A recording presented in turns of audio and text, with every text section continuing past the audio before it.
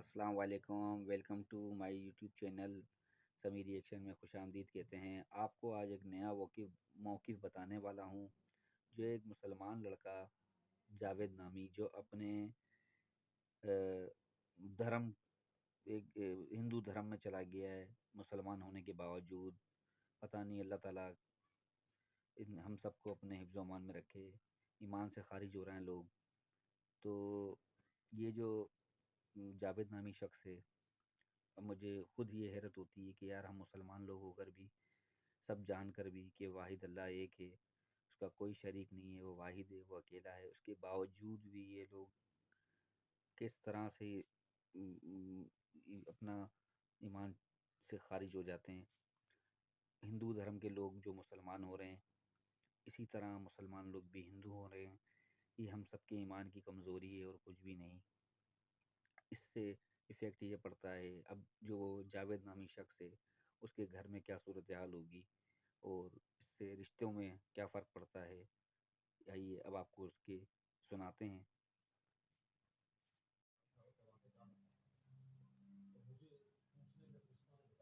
चाहूँगा क्योंकि मुझे है ना आपको मैंने बहुत आपकी कथाओं को सुनता हूँ और मुझे बहुत प्रेरणा भी मिलती है आपकी कथाओं को सुनकर। और मुझे थोड़ी घबराहट हो रही थी तो इसलिए मैं बैठा हूँ आपके सामने, तो इसलिए मैं क्षमा चाहूँगा।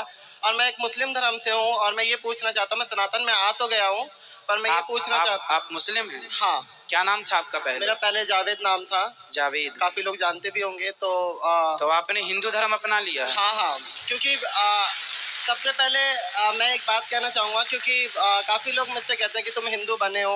हिंदू तो मुझे नहीं लगता कि कोई किसी को बना सकता है क्योंकि हिंदू पैदा ही होता है, मेरा मानना ऐसा है। और ये मुझे ना किसी ने ब्रेन वॉश करा और ना किसी ने कुछ कहा, ये एक ठाकुर जी की कृपा हुई तब मैं सनातन में आया। वैसे किसी ने मुझे या मैंने किसी को देख के सीखा या तो कुछ भी नहीं था। तो मैं सभी लोगों से ये कहना चाहूँगा और मेरे जो फैमिली वाले हैं वो भी आज तो आज आपके फैमिली वाले आपका विरोध नहीं करते कि तुम कहाँ अभी मैं अभी इतना डिप्रेशन में हूँ, पूछो मत। मुझे फ़ोन आ रहे हैं, फैमिली वालों के ज़्यादा आ रहे हैं। बाकी अदर तो कोई कुछ भी नहीं कह रहा, पर फैमिली वाले का आज भी मम्मी का फ़ोन आया और वो कहने लगी हमसे कोई मतलब नहीं, हम मर भी गए हैं तो हमारा मुँह मत देखियो तू। हमारी वज़ह से पूरे रिश्तेदार तेरी वज़ह से हमें पूरी वो कर रहे हैं और मतलब हमसे रिश्तेदारी टूट गई है। हमारी एक लड़की है, उसकी शादी करनी है, तेरी वज़ह से उस लड़की की भी ज़िंदगी ख़राब हुई है। तो महाराज जी मैं ये पूछना चाहता हूँ कि ठाकुर जी से मेरी एक शिकायत है हमेशा कि या तो मुझे पहले इधर का कर देते या उधर का कर देते। ये बीच में लाके मुझे इतना परेशानियों में डालना, और उनको मैं छोड़ नहीं सकता। मैं सांसें छोड़ सकता हूँ पर मैं ठाकुर जी को नहीं छोड़ सकता। किनको नहीं छोड़ सकते आप? मैं ठाकुर जी को नहीं छोड़ सकता। भगवान जी को नहीं छोड़ सकते? नहीं छोड़ सकता सर। फिर आप सही रास्ते पर हैं। तो मैं एक चीज़, मेरा एक सवाल और था कि मैं जगन्नाथ मंदिर में जा सकता हूँ क्या? कि जगन्नाथ जी के मंदिर में अब तो आपने धर्म बदल लिया है, आपने धर्म परिवर्तन कर लिया अपना। हाँ जी। वैसे देखो, धर्म परिवर्तन करने की जरूरत ही नहीं पड़ती। हमारे ठाकुर जी जो है ना, हमारे भगवान कभी ये नहीं कहते कि तुम हिंदू हो जाओगे तो ही हम तुम्हें मिलेंगे। हाँ, भगवान तो कहते हैं कि तुम मुसलमान भी हो और यदि तुम उसी रूप में मुझे प्रेम कर लोगे तो मैं उसी रूप में तुम्हें प्राप्त हो जाऊंगा। हमारे भगवान कभी नहीं कहते कि तुम धर्म बदलो। नहीं रस खान जी को उसी रूप में, उसी लिबास में प्राप्त हुए थे भगवान। जब उनकी कृपा हुई तो मैं सब कुछ खाया करता था, पर जैसे उन्होंने कृपा करना स्टार्ट करा तो अपने आप ही छूटने लग गया। सब चीज़ों को देखकर वो मन वॉमिटिंग सी आनी, ये अपने आप होने लग गया। तो ये मुझे नहीं लगता कि मैं छोड़ सकता था या वो करता। आज का टाइम है कि कोई आमलेट भी बनाता है घर के पास में तो उससे भी मुझे बहुत दिक्कत होती है, ऐसा लगता है जैसे वॉमिटिंग हो जाएगी। तो ये ठाकुर जी की कृपा ही है। पर अपनी माँ का दिल भी ना दुखाओ। आप अपनी माँ से बात करो कि माँ मैं कोई गलत रास्ते पर तो हूँ नहीं, मैं किसी की हत्या नहीं कर रहा हूँ, मैं चोरी नहीं कर रहा हूँ। मैंने समझाया पर आपको पता है कि वो समाज को लेके चलना है उन्हें। और उन्होंने मुझसे कहा भी कि मुझे अपनी एक बेटी की शादी करनी है और मुझे समाज में रहना है। तो मैं क्या कर सकता, मैं ठाकुर जी को भी नहीं छोड़ सकता। तो मुझे समझ नहीं आ रहा। तो आपको ये भक्ति का रोग कब से लगा? मैं बहुत छोटा था। मेरी जो परवरिश हुई है वो मेरी नानी के घर पे हुई है। अच्छा। तो नानी के जाने के बाद मामा मामी दिल्ली लेकर आए, उन्होंने मुझे 11 साल की एज में काम पे लगा दिया। तो मुझे तो काम वाम का पता नहीं था, मैं वहाँ बैठा रोता था। तो मेरे ख्याल 2012 1 साल बीत गया। समय ऐसा बीत जाता है और पता भी नहीं लगता और आदत पड़ जाती है उस चीज़ को झेलने की। तो वहाँ पे एक पन्नी आया करती थी, मतलब जैसे हम लोग ये आटा चावल वगैरह पैक करते हैं ना, तो पन्नी आया करती थी, तो उसमें कृष्णा पन्नी के नाम से आया करती थी, और उसमें छोटी सी कृष्ण जी की छवि छपी हुई थी। उन्होंने हाथ में मुरली ले रखी, मुझे पता नहीं था उस टाइम पे कृष्ण क्या है, और मुझे बिल्कुल भी इस चीज़ का अंदाजा नहीं था। तो मुझे बार बार ऐसा लगता ना कि कुछ टाइम बाद कि वो मुझे देख रहे हैं, वो कभी इशारे कर रहे हैं। तो मैं आंटी को बोलूँगा, आंटी ये देखना, ये जो फोटो बनी मेरे को देखता है और कभी कभी इशारे करता है। तो आंटी कह रही, तो मतलब उन आंटी को लगता था कि बच्चा है या वैसी पागलपंती वाली बात है, ऐसा कुछ भी नहीं होता। वो मुझे बार बार कहती, मैंने कहा आंटी आप जाओगे फिर ये ऐसी होगा।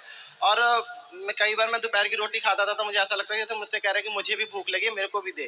तो मैं आधी रोटी निकाल कर और सब्जी देता था, और भगवान जाने वो कहाँ जाता था मेरे को बिल्कुल नहीं पता। और फिर उसके बाद से इतना उससे प्रेम हो गया कि मैं उस चिट को उखाड़ कर अपने साथ लेकर आया, डेली ले जाता ले आता। फिर उसके बाद से जो मेरे मामा मोमा थे उनसे वो लोग मुझे मारने पीटने लग गए कि तू ये क्या कर रहा है, ये है वो है जो भी हो। और उसके बाद से फिर मैं 13 साल का जब हुआ था मैंने घर को छोड़ दिया, क्योंकि उस टाइम में पता ही नहीं लगता था। और मैं खुद कई बार सोचता हूँ तो भाई 13 साल की एज बहुत कम होती है, मैंने कैसे वो करा, वो समय ठाकुर जी तो पता नहीं लगा। तो मुझे लगता है कि ठाकुर जी की कृपा है, और ये वहीं से हुई है। किसी ने ना मुझे सिखाया, ना मैं जिस फैमिली में काम करता था वहाँ भी ऐसी नहीं कह सकते कि वहाँ पे बहुत ज़्यादा भक्ति थी, वहाँ पे नॉर्मल भक्ति थी। तो ऐसा कुछ भी नहीं है। तो ये मुझे लोग कई लोगों की शिकायत है कि मुझे मेरा ब्रेन वॉश किया गया है या वैसा किया, तो ऐसा कुछ भी नहीं। किसी सनातन ने किसी ने भी मेरा ब्रेन वॉश नहीं करा, मैं अपनी मर्जी से आया हूँ। और मुझे उसमें भी कोई दिक्कत नहीं थी कि मैं दोनों को लेके चल रहा था, पर लोगों ने मुझे इतना परेशान कर दिया। तो मैंने वो धोबी का कुत्ता घर का ना घाट का, वो वाली सिस्टम हो गया था। मैंने कहा फिर सनातन में आ जाऊंगा, क्योंकि मैं कान्हा जी को नहीं छोड़ सकता। तो अभी कहाँ रहते हैं आप? अभी मैं दिल्ली में रहता हूँ, और ठाकुर जी की थोड़ी दया हुई तो ब्रजवास कर लूंगा बहुत जल्द, और आपका आशीर्वाद रहा तो गुरु जी। बिल्कुल ठीक है। सनातन धर्म में और मुस्लिम धर्म में क्या अंतर लगा आपको? आप तो मुसलमान में जन्म लिए हैं और सनातन को फॉलो कर रहे हैं, ये बताइए दोनों में क्या अंतर? ये लोग लड़ते क्यों हैं धर्म को लेके? मुझे तो ये पता नहीं, क्योंकि मैंने इतनी उन चीज़ों में पढ़ाई नहीं कर रखी। सनातन मुझे ऐसा लगा कि सनातन एक शांत धर्म है, जहाँ मन को शांति मिलती है, और किसी के लिए मतलब किसी जानवर को काटना पीटना नहीं होता। तो सनातन इसलिए भी बहुत ही अच्छा है क्योंकि हम किसी का जान लेकर अपना त्यौहार वगैरह नहीं मनाते। जी, जैसे कि होली होगी, दिवाली होगी, तो कभी भी ऐसा नहीं होता कि किसी हमारे यहाँ दीपक जला करके त्योहार दीपक मनाते हैं। जलाकर और मिठाइयों के साथ। तो ये बहुत अच्छा है, और अच्छा लगा सनातन बहुत। और अब भी मैं सनातन में ही हूँ, तो मैं अपने आप को सनातन ही मानता हूँ। बिल्कुल, आप पूर्ण सनातनी हैं। इस धरती पे प्रत्येक जीव सनातनी ही है मेरे भाई। रास्ता भटक गए हैं लोग, बस ये समझो, रास्ता भटक गए हैं लोग। किसी धर्म में किसी की हत्या करना जायज नहीं है। आपको क्या लगता है, किसी की हत्या करना सही है? नहीं, ये तो बिल्कुल गलत बात है, क्योंकि धर्म को अगर वैसे भी लेके चलें तो धर्म को ना के लेकर भी चले तो लोग एक्चुअली बहुत सनातन जो लोग खाते हैं उनसे भी मेरा वो चाहे जो भी खाए वो, क्योंकि जान सबके अंदर होता है। मैं पहले छोटा था तो मैं जाया करता था मुर्गे की शॉप पे, तो वहाँ एक मुर्गा इतना तड़पता है कि उसको देखकर अब जब देखता हूँ तो मुझे ऐसा लगता है कि भाई क्या हो रहा है ये उसके साथ। वो इतना तड़पता है, अगर कोई जाके उसको करता हुआ देख लेना, मैं लोगों को कहता हूँ कि छोड़ दो, तो लोग कहते हैं कि हम थोड़ी ना काट रहे हो, तो वो काट रहा है। तो सर ये गुरुजी मैं चाहूंगा इसके ऊपर भी कुछ आप बताएं कि जो लोग ये कहते हैं हम नहीं काट रहे हैं वो काट रहा है, हम जान नहीं ले रहे। भाई पर आपके कारण ही तो वो मर रहा है। हाँ, आप ग्राहक बन करना चाहते तो उसकी हत्या ना होती। तो मेन जिम्मेदार हत्यारे तो वो ही हैं जो ग्राहक बन के गए हैं, और असली हत्यारे वो हैं। मेरा एक सवाल और भी है कि बहुत हमारे सनातन लोग हैं जो इन लोगों को किराए पे दे देते हैं, जो मुर्गा मर्गा काटते हैं, जो भी धर्म से मुझे नहीं पता, पर उनके लिए भी कुछ आप मतलब उनको इस चीज का पाप लगेगा नहीं लगेगा? बिल्कुल पाप तो देखो किसी की, हमारे सनातन धर्म में तो लिखा है अहिंसा ही परमो धर्मा। हमारे यहाँ तो चींटी को भी आटा डाला जाता है, कुत्ते को रोटी, गाय को रोटी निकाली जाती है। जीव मात्र की रक्षा करना, जीव मात्र की सेवा करना। हमारे यहाँ एक राजा हुए हैं जिनका नाम है राजा शिवी, जिन्होंने एक पक्षी के लिए अपने शरीर का बलिदान दे दिया था, काट करके दे दिया था। एक पक्षी की रक्षा के लिए उनकी गोद में एक पक्षी उड़ के आ गया, तो जिसने पकड़ा था उसने कहा ले दो हमें, हम इसको खाएंगे। अब राजा ने कहा मेरी शरण में आ गया, मैं नहीं दे सकता।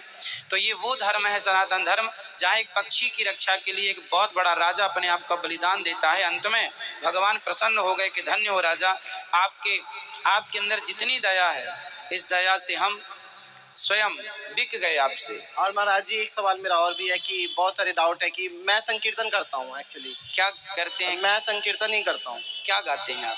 मैं कृष्ण संध्या। तो मैं ये पूछना चाहता हूँ कि जो भी मेरे से लोग कराते हैं, अब क्योंकि इस तरीके की बातें चल गई कि ये संकीर्तन करेगा तो हमें इसका पुण्य नहीं लगेगा, तो मैं ये पूछना चाहता हूँ कि अगर मेरे करने से किसी को पुण्य नहीं लगता तो भाई मैं नहीं करूँगा।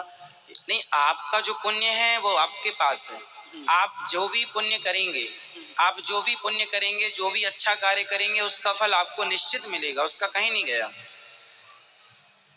मैं अच्छा करूंगा मुझे मिलेगा, ये अच्छा नहीं करें। महाराज जी, मैं ये पूछना चाह रहा हूँ कि जो मेरे से करवाते हैं उन लोगों को। अब जैसे वृंदावन में बहुत सारे मंदिर हैं, हाँ। उन मंदिरों में कीर्तन के लिए लोग बुलाते हैं कि आप आके 2 घंटे कीर्तन करो, आप भी करो, तो आप कीर्तन कर सकते हैं। वो तो वहाँ की नियमावली है, कीर्तन करना है, कर सकते हैं, कोई दिक्कत नहीं है।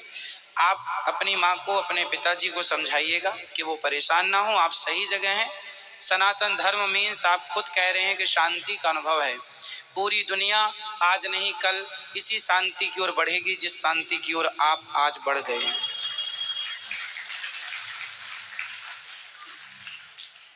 ठीक है, और कोई सवाल आपका?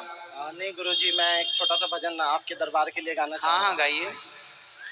मुरारी मैं रहमत के सदके तुम्हारी, मुरारी मैं रहमत के सदके तुम्हारी, जो चरणों में ये सर झुकाना मिला है, बड़े भाग्यशाली है वो तेरे बंदे जिन्हें आप सा आशियाना मिला है। महाराज जी, मैं कहना चाहूंगा कि जितने भी लोग हैं वो बड़े भाग्यशाली हैं जो इस कथा पंडाल में बैठे हैं, और हर सवाल का मुझे आज लगा कि कुछ जवाब मुझे मिला जो मैं खुद तलाश रहा था।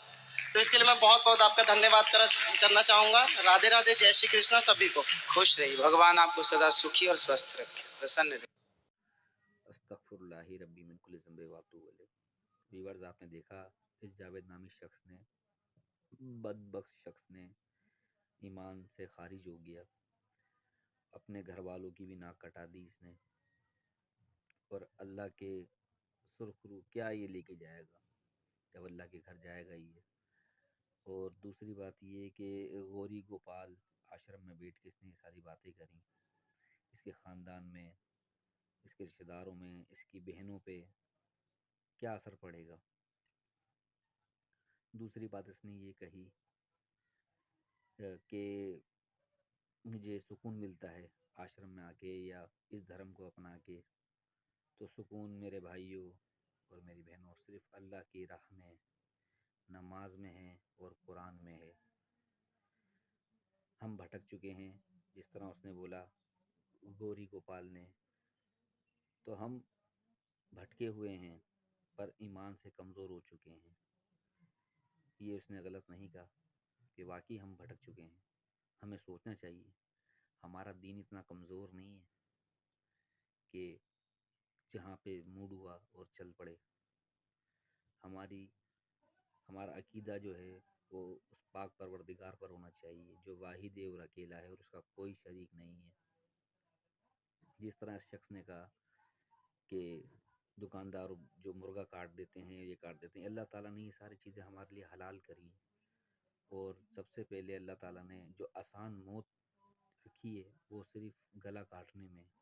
ये साइंस भी एक बोलता है कि अगर गला काट दिया जाए, क्योंकि ब्रेन जो है मेन वो सब चीज़ों का बताता है कि क्या आपको तकलीफ़ हो रही है। आपकी उंगली भी कट गई तो आपका ब्रेन आपको बताएगा, आपका हाथ कट जाएगा तो आपका ब्रेन कट जाएगा, और जब आपकी गर्दन ही कट जाएगी तो आपको महसूस ही नहीं होगा। सबसे आसान जो मौत है वो गर्दन कटने की है। तो अल्लाह ताला ने हमारे लिए ये आसानियाँ अता करी हैं कि हमें सबसे बड़ी बात कि कलमा तैयबा नसीब किया, मुसलमान बनाया। अल्लाह ताला हम सबको अपने हिफ्ज़-ओ-मान में रखे। आप सबसे गुजारिश है कि अल्लाह की राह पे, ईमान पे अल्लाह ताला हम सब का ख़ात्मा करे। अस्सलाम वालेकुम। अगर मेरी आपको वीडियो अच्छी लगी हो तो मेरे चैनल को सब्सक्राइब करें और आने वाली मज़ीद वीडियो के लिए इंतज़ार करें। इंशाल्लाह फिर एक नई वीडियो के साथ आपसे मिलेंगे। जब तक के लिए अस्सलाम वालेकुम।